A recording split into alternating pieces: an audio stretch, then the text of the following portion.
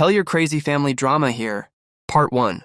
My mother was a single mom, had various boyfriends, one husband, hanging around. Drug addict, alcoholic, all that exciting stuff. When I was 13, we were living in a room in this house way out in the desert.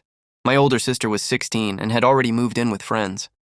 I'm not sure why, but for some reason we had to leave the place we lived in prior. So my mom rented us this room to share, with most of our stuff in storage. I didn't know the man we lived with. I think his name was Mike, but I could be wrong. My mom pretty much just came up to me one day and said, "We're moving." And that was that.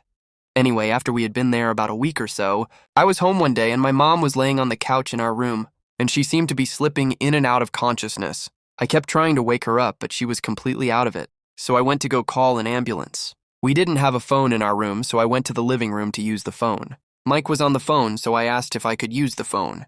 There was an emergency. My mom was sick and I need to call an ambulance. He ignored me at first, and then got annoyed with me. Wouldn't let me use the phone, so I took off on foot down to the nearest grocery store, probably the equivalent of several city blocks, and used the payphone. By this time, I was so panicked that I couldn't even remember the address, so I called a friend of my mom's, and she said she would call an ambulance. She said to stay there and wait, and she would pick me up.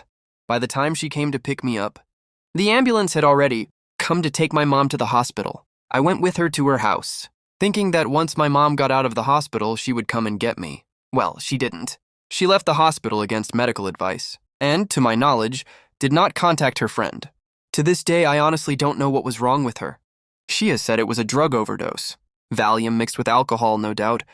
And then other times she said she had a stroke. She lies all the time and she's crazier. Then a loon, so I'm sure I'll never know the truth.